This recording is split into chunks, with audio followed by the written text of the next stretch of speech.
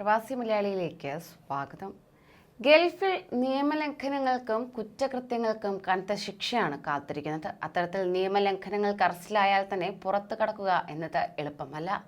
ഇപ്പോഴത്തെ ഒമാനിൽ സ്വദേശിയെ മർദ്ദിച്ച കുറ്റത്തിന് പ്രവാസി അറസ്റ്റിലായിരിക്കുകയാണ്.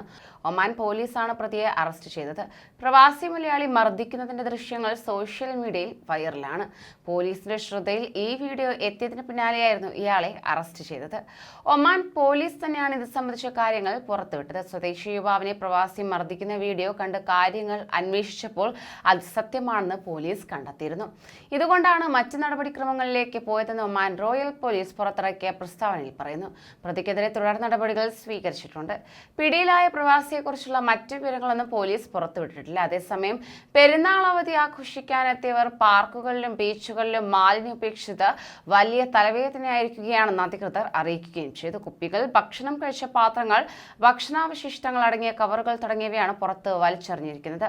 മാലിന്യം നിക്ഷേപിക്കുന്നവർക്കെതിരെ ശക്തമായ നടപടികൾ സ്വീകരിക്കുമെന്ന് അധികൃതർ അറിയിച്ചു കഴിഞ്ഞു. ശക്തമായ നിർദ്ദേശങ്ങൾ അവധി ആരംഭിക്കുന്ന സമയങ്ങളിൽ അധികൃതർ നൽകുകയും ചെയ്തിരുന്നു. എന്നാൽ പെരുന്നാൾ ആഘോഷിക്കാൻ പുറത്തിറങ്ങിയതൊന്നും പാലിച്ചില്ല.